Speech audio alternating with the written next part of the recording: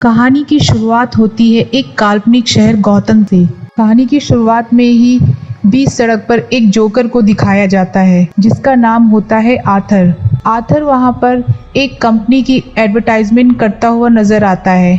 जब वो कंपनी की ऐड कर रहा होता है तभी कुछ बच्चे आकर उसका बोर्ड छीनकर भाग जाते हैं और उसी बोर्ड को लेने के लिए आर्थर उन बच्चों के पीछे पीछे भागता है और वो बच्चों को पकड़ भी लेता है, पर बच्चों ने आर्थर को बहुत बुरी तरह से पीटते हैं और वहां से भाग जाते हैं। एक्चुअली गौतम शहर के हालात बहुत ही ज्यादा खराब हैं। ना वहाँ पर लोगों के पास जॉब है, ना खाने के लिए पैसे हैं और गौतम शहर का क्राइम रेट भी बहुत ही ज्यादा है। इसके बाद आर्थर को एक साइकियाट्रिस्ट के पास दिखाया जाता है जहाँ पर वो बहुत जोर जोर से हंस रहा होता है। एक्चुअली आर्थर को एक न्यूरोलॉजिकल डिसऑर्डर है। इस बीमारी को कहते हैं साइकोटिकली डिलोसिनल, जहाँ पर इंसान अपने दिमाग में एक दूसरी दुनिया बनाकर रखता है और कभी कभी इंसान इस बीमारी में अपनी रियल लाइफ और इस काल्पनिक दुनिया में फर्क नहीं समझ पाता। आर्थर इस बीमारी की फर्स्ट स्टेज पर होता है। इस बीमारी में इंसान वैसे अपने आप को एक्सप्रेस नहीं कर पाता जैसा वो करना चाहता है। इस बीमारी में इंसान वैसा रिएक्ट नहीं कर पाता जैसा वो फील करता है। इसलिए जब भी आर्थर परेशानी में होता है तो वो ज़ोर ज़ोर से हंसता है और वो डॉक्टर से बोलता है कि वो एक स्टैंड अप कॉमेडियन बनना चाहता था, मगर गौतम शहर जो एक जुर्म की दुनिया बन चुका है उसने उसके सपने पूरे नहीं करने दिए। यहाँ पर कुछ भी बनना इतना आसान नहीं है। और आर्थर डॉक्टर को वो एक डायरी दिखाता है जिसमें उसने लिखा होता है कि मैं आशा करता हूँ, मैं उम्मीद करता हूँ कि मेरी मौत की कीमत मेरी ज़िंदगी की कीमत से ज़्यादा हो। डॉक्टर से मिलने के बाद आर्थर अपने घर आ जाता है जहाँ वो अपनी बूढ़ी माँ के साथ रहता है। उसकी मॉम जो किसी ज़माने में मेयर जो कि बिलेनियर है, उनका नाम है थॉमस वेन, उनके पास काम किया करती थी, बट अब उनके पास भी काम नहीं है। आर्थर जब नेक्स्ट डे अपने काम पे जाता है तो वहाँ पे उसके कलीग ने उससे बोला, मैंने सुना कि तुम्हें किसी ने मारा। आर्थर बोलता है कि वो तो बच्चे थे। तो उसका कलीग बोलता है कि तुमको अपने आप की रक्षा गौतम शहर में खुद ही करनी होगी और वो उसे गन देता है, जहाँ की आर्थर गन लेने से मना कर देता है। उसका कलीग फिर उसको समझाता है कि गौतम शहर में हर इंसान को इस गन की ज़रूरत पड़ती है। उसके समझाने पर फिर आर्थर वो गन ले लेता है, लेकिन वो अंदर से बहुत ही मासूम है। वो कभी भी किसी को भी नुकसान नहीं पहुंचाना चाहता। इसके बाद आर्थर जोकर बनकर एक हॉस्पिटल में जाता है। वहाँ वो बच्चों को हंसा रहा होता है और जब आर्थर जोकर बनकर बच्चों को हंसाने की कोशिश कर रहा होता है उसी टाइम उसकी जेब से गन गिर जाती है, जिसे बच्चे और हॉस्पिटल का स्टाफ देख लेता है। और जब आर्थर अपने बॉस को फ़ोन करता है तो आर्थर के बॉस उसको बहुत डांटते हैं और बोलते हैं तुम हॉस्पिटल में बच्चों के सामने गन लेके जाते हो। आर्थर अपनी जॉब बचाने के लिए अपने बॉस से झूठ बोलता है और बोलता है कि वो मेरी एक एक्ट का हिस्सा था। और उसका बॉस बोलता है कि तुम किस प्रकार के जोकर हो जो बच्चों को गन दिखाकर हंसाना चाहते हो। बॉस उसको ये भी बोलता है कि तुम्हारे कोलीग ने मुझे बता दिया है कि पिछले हफ्ते ही तुमने उससे ये गन खरीदी है। एक्चुअली जिस बंदे ने आर्थर को ये गन दी थी, जो उसके ऑफिस में ही इसके साथ काम करता था, उसने आर्थर के बॉस को झूठ बोल दिया कि उस आर्थर ने ये गन उससे खरीदी है। इसीलिए आर्थर को उस जॉब से निकाल दिया जाता है। आर्थर बहुत ही परेशान होकर उसी जोकर की ड्रेस में बस में बैठकर अपने घर को निकलने के लिए चल पड़ता है। और जब वो ट्रेन में होता है वहाँ पर 3 लड़के भी होते हैं जो एक लड़की को छेड़ रहे होते हैं, जिसको देखकर आर्थर को बहुत गुस्सा आता है। इसीलिए वो बहुत ज़ोर ज़ोर से हंसना शुरू कर देता है क्योंकि वो अपने इमोशन को सही तरीके से प्रेजेंट नहीं कर पाता अपनी बीमारी के कारण।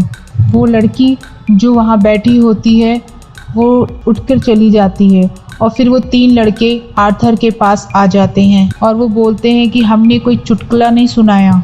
आर्थर उनसे हाथ जोड़कर रिक्वेस्ट करता है कि मुझे मेडिकल प्रॉब्लम है, मैं हंसना नहीं चाहता, वो मेरी बीमारी की वजह से है।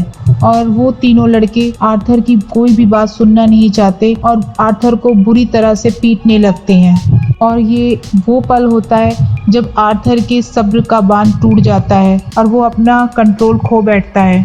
उसी टाइम जो गन उसके पास होती है, उसी गन से वो 2 लड़कों को मार देता है, शूट कर देता है। तीसरा लड़का ट्रेन रुकने के बाद वहाँ से भागने की कोशिश करता है। आर्थर फिर भी उसका पीछा करता है और उस तीसरे लड़के को भी गन से मार देता है। उन तीनों लड़कों को मारने के बाद आर्थर का दिमाग पूरी तरह से काम करना बंद कर देता है, शून्य हो जाता है और वो वहाँ से भागता हुआ एक पब्लिक वॉशरूम में जाता है, जहाँ पर वो अपनी परेशानी को डांस के थ्रू एक्सप्रेस करने की कोशिश करता है। आर्थर यहाँ से अपनी नेबर, जिसका नाम सोफी है, जो कि एक सिंगल मदर है, जिसे आर्थर पसंद भी करता है और वो लड़की भी आर्थर से ठीक तरीके से बात करती है, उसके पास जाता है और अब वो उससे फिजिकली क्लोज भी हो जाता है। वहीं अगले दिन शहर के मेयर थॉमस वेन का टीवी पे इंटरव्यू आता है और उनसे उन 3 कत्ल के बारे में पूछा जाता है जो आर्थर ने किए थे, क्योंकि वो तीनों के तीनों थॉमस वेन की कंपनी में काम किया करते थे। थॉमस वेन कहते हैं कि वो कामयाब इंसान थे। गौतम शहर में एक अजीब सी लहर उठ चुकी है, जिसमें गरीब लोग अमीर के खिलाफ होकर खड़े हो गए हैं। इसलिए बहुत सारे लोग उस आदमी की, जो जोकर के वेश में था, जिसने मर्डर किया था, की निंदा करने की बजाय उसको सपोर्ट कर रहे हैं। अगले दिन आर्थर साइकियाट्रिस्ट के पास जाता है, जहाँ डॉक्टर उसको बताती है कि सरकार ने जो सारी फंडिंग बंद कर दी है जो उनके काम में हेल्प करती थी, इसीलिए ये हमारी आखिरी मुलाकात है। यहाँ के लोगों को और यहाँ की सरकार को तुम्हारे जैसे लोगों की कोई ज़रूरत नहीं है, ना ही मेरे जैसे लोगों की। इस बात से आर्थर बहुत दुखी होता है, क्योंकि उसको अब की बीमारी की दवाई नहीं मिल पाएगी। इसके बाद आर्थर एक शो में जाता है, स्टैंड अप कॉमेडियन शो के लिए। वहाँ पर उसको उसकी पड़ोसी सोफी मिलती है। टेंशन की वजह से आर्थर को यहाँ पे हंसी आना शुरू हो जाती है, जिसे वो कंट्रोल नहीं कर पाता। इससे उसका पूरा शो खराब हो जाता है। सोफी के साथ आर्थर यहाँ से बाहर जाता है। तभी न्यूज़पेपर में आर्थर अपनी फ़ोटो देखता है, जहाँ पर जोकर की तारीफ हो रही होती है, जिसने रात को मर्डर किया था। सोफी भी आर्थर से बोलती है जोकर ने जो भी किया बिल्कुल ठीक किया।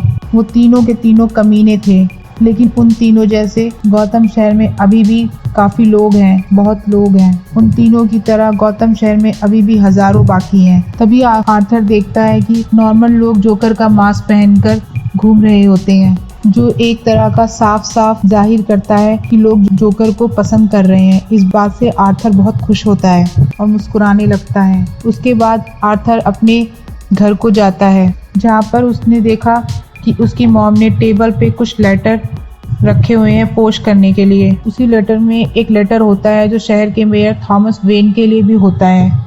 आर्थर अपनी मॉम से छुपकर वो लेटर पढ़ना शुरू कर देता है। तभी आर्थर को पता लगता है कि उसकी मॉम किसी टाइम में थॉमस वेन की कंपनी में काम किया करती थी, और जहाँ पर थॉमस वेन और उसकी मॉम का अफेयर था, और आर्थर उन्हीं की नाजायज औलाद है। आर्थर की माँ आर्थर को बताती है कि जब वो उस कंपनी में काम करती थी तो थॉमस वेन और उनकी माँ एक दूसरे से प्यार करते थे, बट थॉमस वेन ऊंची जात के थे और हम गरीब, इसलिए समाज की वजह से हमने शादी नहीं की और हम दोनों अलग हो गए अमीरी गरीबी की वजह से।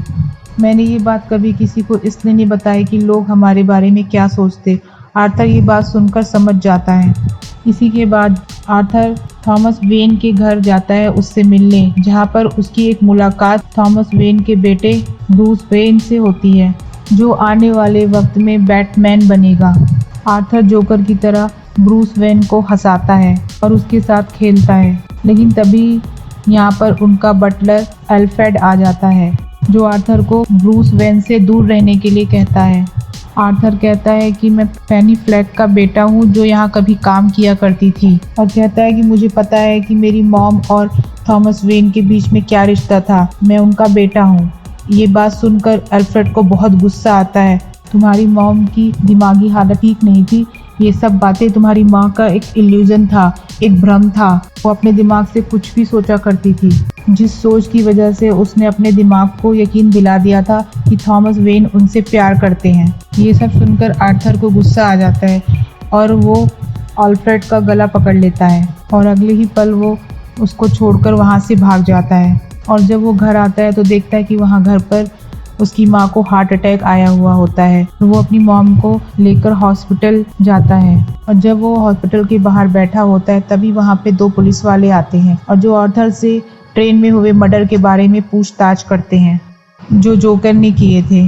आर्थर साफ साफ मना कर देता है और बोलता है मुझे इस बारे में कुछ भी नहीं पता। आर्थर को पता लगता है यही सवाल पुलिस वालों ने उसकी माँ से पूछे थे जिसकी वजह से उसकी माँ को हार्ट अटैक आया। आर्थर नाराज होकर हॉस्पिटल के अंदर चला जाता है जहाँ पर उसकी नेबर सोफी जिससे वो प्यार करता है वो भी उसकी माँ को देखकर बहुत दुखी होती है। उसकी माँ को देखने के लिए आई होती है। तभी वहाँ पर टीवी पर एक फेमस शो आ रहा होता है, फेमस कॉमेडियन शो आ रहा होता है जिसे होस्ट एक पॉपुलर कॉमेडियन फ्रैंकिन कर रहा होता है जिसे आर्थर बचपन से पसंद करता है, जिसका वो बहुत बड़ा फैन है। यहाँ पर फ्रैंकिन ने टीवी पर एक सीन दिखाता है जिसमें आर्थर हंसता हुआ नजर आता है जब आर्थर शो में परफॉर्म नहीं कर पाता परेशान होने की वजह से और जोर जोर से हंस रहा होता है। फ्रैंकिन आर्थर का मजाक उड़ा रहा होता है। यह सब देखकर आर्थर को बहुत बुरा लगता है। आर्थर जब बाहर जाके देखता है तो शहर की हालत बहुत खराब हो रही होती है। आर्थर देखता है कि गौतम शहर के लोग जो कि गरीब हैं वो अमीरों के खिलाफ होते हैं। थॉमस वेन जैसे अमीर लोगों के खिलाफ नारे लगा रहे होते हैं और बस इन सभी लोगों ने जो कि अमीर लोगों के खिलाफ होते हैं इन सभी लोगों ने जोकर का मास्क लगा लिया होता है क्योंकि वो जोकर को सपोर्ट कर रहे होते हैं। ये सब देखकर आर्थर को बहुत खुशी होती है। इस तरह से जोकर ने 3 अमीर आदमियों को ट्रेन में मारा था। इस बात से लोग बहुत खुश हो रहे थे, उसे सपोर्ट कर रहे थे। आर्थर एक प्राइवेट थिएटर में जाता है जहाँ पर वो थॉमस वेन से मिलता है और वो उनको बताता है कि वो उनका बेटा है। उसकी मॉम का नाम पेनी है जो आपके साथ किसी जमाने में तुम्हारे लिए काम करती थी। थॉमस बताता है कि तुम्हारी माँ की दिमागी हालत ठीक नहीं थी। मेरी और उसकी लव स्टोरी सिर्फ उसकी दिमागी कल्पना थी, दिमागी बीमारी थी और कुछ भी नहीं था। अगर तुम पूरा सच जानना चाहते हो तो तुम उस हॉस्पिटल में जाओ जहां उसका इलाज चल रहा था। आर्थर उसकी बात पे विश्वास नहीं करता और कहता है कि मुझे तुमसे कुछ भी नहीं चाहिए, मुझे बस तुम्हारा प्यार चाहिए, मैं तुम्हारे गले लगना चाहता हूँ। इसी बात पे थॉमस वेन ने उसको एक थप्पड़ मारा। थप्पड़ मारकर वहाँ से थॉमस वेन चला जाता है। अब आर्थर पूरा सच जानने के लिए उस हॉस्पिटल में जाता है जहाँ उसकी माँ का इलाज चल रहा होता है। वहाँ से अपनी मॉम की फाइल को वो चुरा लेता है। इससे उसको पता लगता है कि उसकी माँ की दिमागी हालत ठीक नहीं थी। उनका एक बॉयफ्रेंड था जो कि उनकी मॉम पे बहुत जुल्म करता था। बाद में उसे अरेस्ट कर लिया गया था और जेल में ही उसकी मौत हो गई थी। साथ में उसको ये भी पता चलता है कि उसकी मॉम ने उसे अडॉप्ट किया था। उसकी मॉम की दिमागी हालत ठीक नहीं थी, इसीलिए वो आर्थर को बचपन में बहुत टॉर्चर करती थी। पुलिस को आर्थर एक बार घर पर बहुत बुरी हाल में मिला था।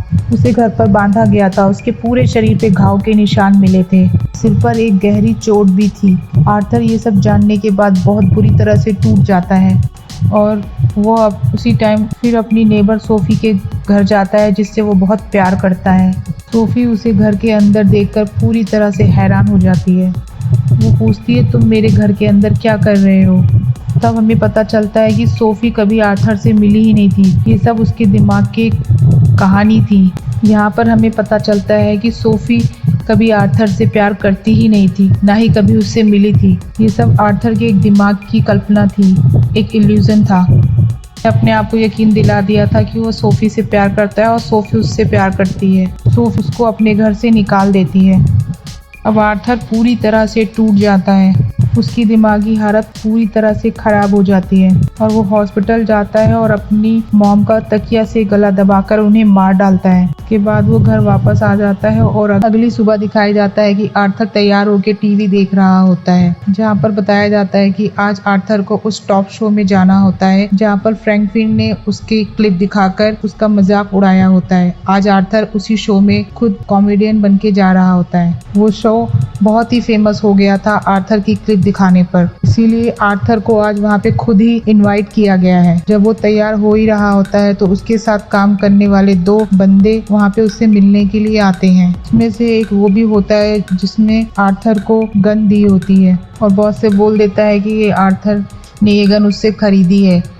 आर्थर उसको देखते ही मार देता है जबकि अब दूसरे साथी को छोड़ देता है। कहता है कि तुमने मुझसे हमेशा से अच्छे से बात की। आर्थर अब पूरी तरह से जोकर के गेटअप में आ जाता है, शो में जाने के लिए तैयार हो जाता है और वो नाचता हुआ गाता हुआ सीढ़ियों से उतर रहा होता है। तभी ऊपर वो 2 पुलिस वाले आ जाते हैं। पहले भी उससे इन्वेस्टिगेशन कर चुके होते हैं मर्डर के बारे में। वो आर्थर को रुकने के लिए कहते हैं, लेकिन आर्थर वहाँ से भाग जाता है। दोनों पुलिस वाले उसका पीछा करते हैं और अब ट्रेन के अंदर घुस जाता है। यहाँ पर पुलिस वाले भी आ जाते हैं, लेकिन पुलिस वाले देखते हैं कि ट्रेन में सभी लोगों ने जोकर का मास्क लगाया हुआ होता है, क्योंकि शहर में चारों तरफ जोकर का प्रोटेस्ट हो रहा है। पुलिस वाले देखते हैं ट्रेन में जितने भी पैसेंजर उन्होंने जोकर का गेटअप धारण कर रखा होता है, कि शहर में चारों तरफ प्रोटेस्ट चल रहा है। जोकर को फॉलो करते हैं और उसे सपोर्ट करते हैं, इसीलिए सबने जोकर का मास्क पहना है। पुलिस वाले लोगों को जब पीछे हटा रहे होते हैं तभी एक पैसेंजर को गोली लग जाती है, जिस वजह से सभी लोग भड़क जाते हैं और पुलिस वालों पर हमला कर देते हैं। मौका देखकर आर्थर यहाँ से निकल जाता है और वो फ्रैंकलिन के शो में पहुंच जाता है और फ्रैंकलिन को वो कहता है कि आप मुझे जोकर के नाम से ही इंट्रोड्यूस करवाना। आर्थर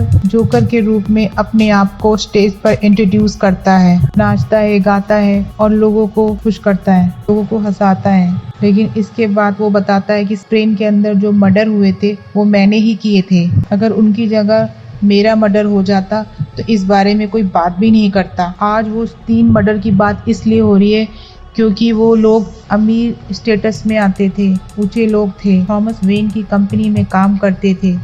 थॉमस वेन उनके लिए आए, टीवी पे बोले और उनके लिए रोए, तो इसीलिए उनकी वैल्यू है और तुम भी उन्हीं लोगों में से हो। पिछले शो में तुमने मेरा मजाक बनाया और वो शो हिट हो गया, तो तुमने मुझे यहाँ बुला लिया, तुमने मुझे अपने फ़ायदे के लिए यहाँ बुलाया। फ्रैंकलिन आर्थर को यहाँ ब्लेम करता है और वो कहता है कि तुम्हारी वजह से शहर में दंगे हो रहे हैं, 3 मर्डर हो गए। सबवे में 2 पुलिस वालों को बहुत बुरी तरह से पीटा गया, वो आईसीयू में है। आर्थर कहता है तुम्हें नहीं पता, जब ऐसे इंसान को जो दिमाग से बीमार है समाज उसे नकार देता है, उसे धुतकार देता है, तो उसे कैसा लगता है। उसे पूरी तरह से छोड़ देता है, उसका मजाक उड़ाया जाता है, तो उसे कैसा लगता है। फ्रैंकलिन को आर्थर की बातों पे बहुत गुस्सा आता है। वो कहता है पुलिस को बुलाओ। आर्थर उसे उसी टाइम सिर पे गोली मार के मार देता है। इसके बाद दिखाया जाता है कि आर्थर को पुलिस वाले गाड़ी में लेकर जा रहे होते हैं, लेकिन तभी प्रोटेस्टर रोड पर आ जाते हैं और वो जोकर यानी कि आर्थर को सपोर्ट करने लगते हैं और वो पुलिस की गाड़ी को एक दूसरी गाड़ी से टक्कर मार के रोक देते हैं, जिससे पुलिस की गाड़ी पलट जाती है और आर्थर बाहर आ जाता है और वो आर्थर को बाहर निकालते हैं। जिसके बाद आर्थर भीड़ के बीच में गाड़ियों के ऊपर खड़ा होकर करतब दिखाने लगता है, नाचने लगता है और नीचे सभी खड़े से प्रेज कर रहे होते हैं, यानी कि जोकर अब गौतम शहर का हीरो बन चुका है। वहीं गौतम शहर का माहौल पूरा ख़राब हो रहा होता है, जहां हर तरफ दंगे हो रहे होते हैं। वहीं पर थॉमस वेन अपनी बीवी और बच्चे को लेकर किसी भी तरह से अपने घर पहुंचना चाहते हैं। तभी एक प्रोटेस्टर सामने आकर थॉमस वेन और उनकी पत्नी को गोली मारकर उनकी हत्या कर देता है और उन दोनों की मृत्यु हो जाती है और ब्रूस वेन अनाथ हो जाता है। आखिरी में दिखाया होता है आर्थर जोर जोर से हंस रहा होता है और वो एक मेंटल हॉस्पिटल में होता है। उसके सामने उसकी एक साइकियाट्रिस्ट बैठी होती है। वो आर्थर से पूछती है तुम हंस क्यों रहे हो। आर्थर कहता है मुझे एक जोक याद आ गया है, तुम्हें समझ में नहीं आएगा। इसके बाद आर्थर को हॉस्पिटल से बाहर निकलते हुए दिखाया जाता है और उसके पैरों पर खून लगा होता है, यानी कि उसने साइकियाट्रिस्ट को भी मार दिया होता है। अब वो आज़ाद है। जोकर एक ऐसा कैरेक्टर है जो बैटमैन सीरीज में बहुत फेमस है। इस कहानी में हमें ये बताया गया कि एक आम इंसान जो दिमागी रूप से बीमार होता है उसे दुनिया कैसे ट्रीट करती है।